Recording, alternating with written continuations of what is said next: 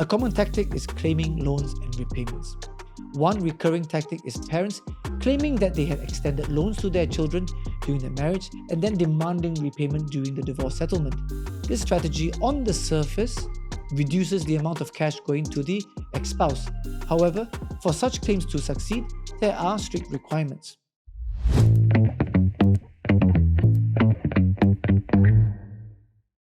Divorce can stir up complex emotions and asset battles, but a recent trend has emerged: spouses enlisting their parents in an attempt to safeguard their own assets. While no official count exists for these disputes, at least 5 of such cases have reached the High Court in the past year. These cases usually involve parents joining their children's divorce proceedings, aiming to claim a share of the disputed assets with the belief that they can prevent their ex-in-laws from accessing these assets.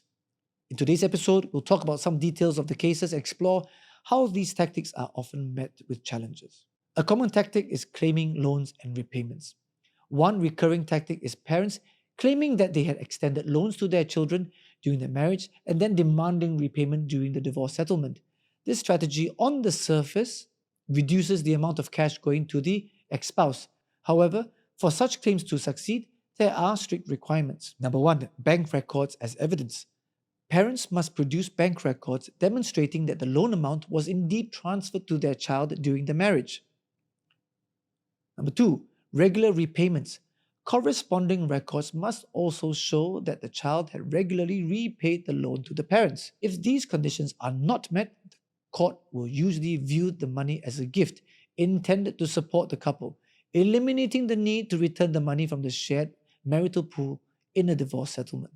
There is the case of the father seeking repayment. In this particular case, a couple's divorce was already underway when the husband's father entered the scene seeking a court order to claim around $740,000 of the matrimonial assets.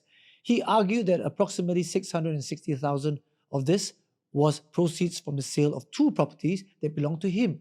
He further claimed to have inherited an additional $80,000 when the mother passed away sometime earlier. The father also argued that he transferred these properties to his son, in part to help in repaying the mortgage when he faced financial difficulties. The properties were eventually sold to settle the father's debts, but he did not explain why he allowed the son to keep a portion of the proceeds. However, the son's ex-wife countered these claims, pointing out that her former husband had never mentioned during the marriage that he was holding any such property or money on behalf of the father. She asserted that the son, her ex-husband, had always treated these properties and the money in the bank account as his own. The High Court judge referenced the Civil Law Act, which requires anyone claiming a beneficial interest in a property to provide documents to prove it.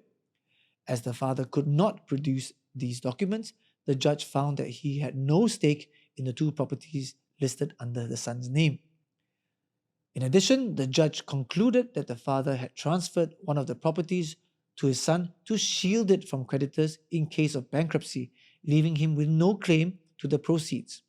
Additionally, the judge also found discrepancies in both the father and son's accounts of how the inheritance money ended up in the son's bank account, and neither could produce bank transfers confirming the inheritance.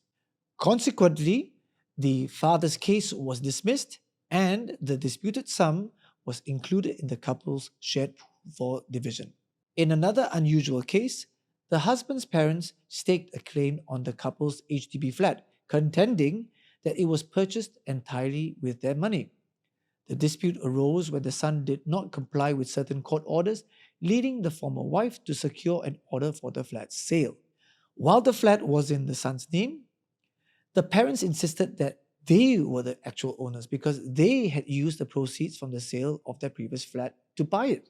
However, the Court of Appeal ruled that the parents could not have any stake in the son's flat because HDB rules specifically bar non-owners from having beneficial interest in such properties.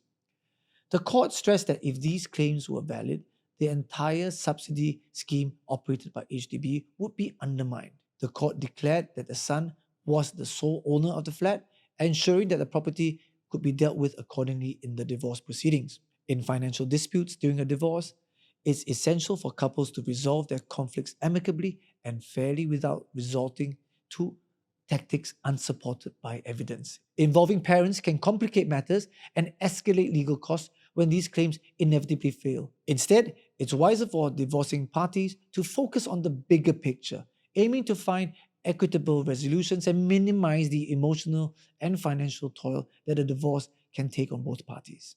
So now you know. If you found this helpful, follow and subscribe to our channel for more legal things.